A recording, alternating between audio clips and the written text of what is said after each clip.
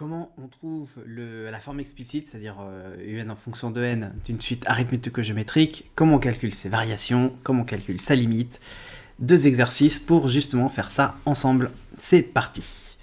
Alors on a cette suite un qui est une suite arithmético-géométrique, puisque j'ai 3/4 de un plus 1 qu'il faut 3/4 de un plus 1 tiers, u0 égale 2, et je veux donner pour tout entier n la forme explicite de un. Donc toujours quand on a une suite arithmético-géométrique, la technique c'est de créer le point fixe. Donc c égale 3/4 de c plus 1 tiers. Je fais passer 3/4 de c de l'autre côté. 1 moins, je factorise par c, 1 moins 3/4, donc ça me fait 1/4. Il ne me reste plus qu'à multiplier par 4, donc c égale 4 tiers. Hop. Ensuite, je fixe le n. un plus 1, je le réécris. J'écris la formule avec le point fixe. Et je soustrais les deux équations. Ce qui me donne un plus 1 moins c qui vaut 3/4 de un moins c. Donc j'ai la suite un moins c qui est une suite géométrique. De raison 3/4. Et de premier terme u0 moins c. Et u0 moins c, comment je le calcule? J'ai u0 qui est ici. Et j'ai le c que j'ai trouvé qui valait 4 tiers. Ça fait 2 moins 4 tiers. Je mets au même dénominateur. 6 moins 4 sur 3. Et donc 2 tiers. Vu que c'est une suite géométrique, ça veut dire que un moins c, il vaut la raison à la puissance n fois le premier terme qui vaut u0 moins c. Imaginons que le premier terme c'était u1 moins c. Là j'aurais eu 3/4 à la puissance n moins 1, évidemment. Donc ça me fait un moins c qui vaut 3/4 à la puissance n fois le 2 tiers. Le 2 tiers qui est le u0 moins c. Il ne me reste plus qu'à dire que un, en fait c'est lui plus c. Et c qui valait, on le rappelle, 4 tiers. Donc un c'est 3/4 puissance n fois 2 tiers plus 4 tiers. Donc voilà comment on trouve le forme explicite. On va faire un autre exemple un peu plus après dans la vidéo. Ensuite on veut déduire la limite et les variations. Donc la limite, j'ai la forme explicite. Donc pour la limite de un, en fait il faut calculer la limite de la forme explicite. Ici j'ai un 3/4 qui est entre moins 1 et 1. Donc pour rappel, la limite de q puissance n c'est, quand même vers plus l'infini évidemment, c'est plus l'infini si q est plus grand que 1, strictement. C'est 1 si q égale 1, parce qu'en fait ça fait 1 puissance n. C'est 0 si moins 1 plus petit que q, strictement. Et strictement plus petit que 1. Et donc c'est pas de limite. Si valeur absolue de q, si q est inférieur ou égal à moins 1. Sauf que là, j'ai q qui est entre moins 1 et 1, donc, puisque c'est 3/4, donc ça fait, on est dans ce cas-là.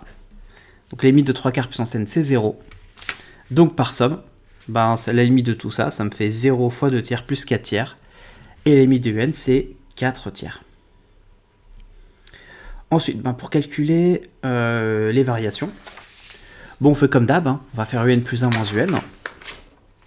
Ce qui va me faire, donc le un plus 1 que j'écris, le un que j'écris. Donc là, ce qui est bien, c'est que le terme en plus, avec 4 tiers, s'en va. Et je vois que je peux factoriser. Pourquoi je peux factoriser? Parce que ce que 3/4 puissance n plus 1, en fait, c'est 3/4 puissance n fois 3/4. Et là, c'est comme si j'avais fois 1. Donc je factorise par le 3/4 puissance n fois 2 tiers. Ici et ici. Il me reste donc 3/4 moins 1. 3/4 puissance n fois 2 tiers fois 3/4 moins 1. 3/4 moins 1, ça fait moins 1/4. Et donc tout ça, c'est négatif. Donc la suite un, elle est décroissante. Hop. Tac.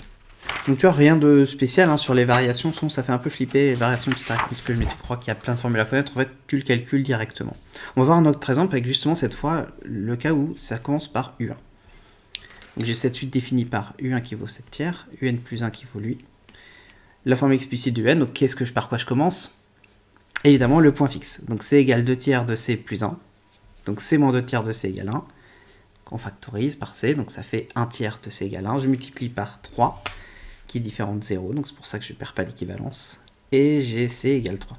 J'ai mon point fixe. Ensuite, je fais l'équation avec un plus 1, l'équation du point fixe, je soustrais les deux, comme tout à l'heure. un plus 1 moins c qui vaut 2 tiers de un moins c. J'ai ma suite géométrique de raison 2 tiers. Sauf que cette fois, le premier terme, c'est UN moins C. Donc attention, ici, UN moins C, ça sera 2 tiers à la puissance n moins 1 fois U1 moins C. Toujours, on n'oublie pas la petite ruse du renard. Lui plus lui, ça fait lui.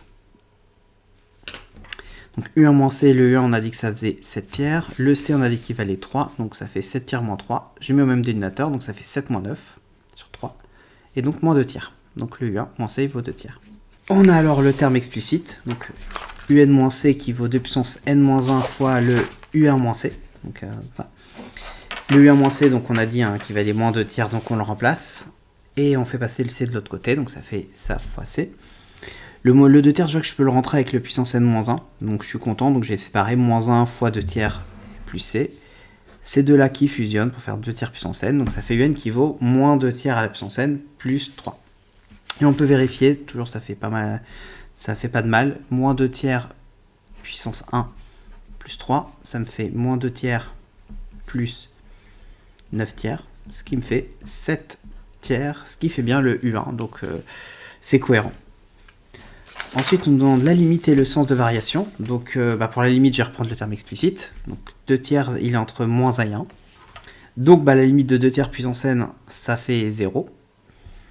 Et par somme, ça me fait limite de UN qui vaut moins 2 tiers puissance limite de ça, donc moins 0 plus 3. Donc, limite de UN, ça fait 3. Et ça va faire les variations. Pareil, je vais poser un n à partir d'une étoile, je vais faire UN plus 1 moins UN. Donc UN plus 1 moins UN, ça fait le moins 2 tiers puissance n plus 1 plus 3, là, je remplace le n par n plus 1. Moins, et alors pour pas me gourer, pareil, je réécrirai moins parenthèse, moins 2 tiers puissance n plus 3. Ce qui me fait donc, quand je factorise, quand je développe ici, ça me fait plus 2 tiers puissance n, et moins 3, donc les 3 vont s'en aller. Et je peux factoriser par 2 tiers puissance n. Donc qu'est-ce que je fais 2 tiers puissance n plus 1, en fait c'est 2 tiers puissance n fois 2 tiers. Et quand je factorise, je vois qu'ici, je mets le 2 tiers puissance n en facteur. Et à l'intérieur, j'ai le moins 2 tiers et le plus 1. Donc 1. Donc ça me fait 2 tiers puissance n fois 1 moins 2 tiers. Donc 2 tiers puissance n fois 2 tiers, donc 2 tiers puissance n plus 1, mais je mets directement que c'est strictement positif. Ce qui me fait dire que la suite UN est croissante. Et voilà. Donc il y a 2 autres exos qu'on va faire, ça va être dans 2 autres exercices. Donc voilà, donc tu peux soit t'abonner pour avoir la vidéo, soit et en fait même où, donc comme ça c'est et où. Tu télécharges le doc de 90 pages sur les suites où il y a les exos qu'on vient de faire, plus les exos qu'on va faire, plus des exos sur les suites implicites, sur les suites homographiques, sur les suites arithmétiques que je mets, non, sur les suites, c'est ce qu'on vient de faire, sur les suites récurrentes linéaires d'ordre 2, sur les suites adjacentes, bref, tout le cours pour maîtriser les bases de première année, de début de première année de prépa HEC. C'est gratuit, télécharge et n'oublie pas de mettre un like et le com pour pouvoir aider au référencement. Ciao!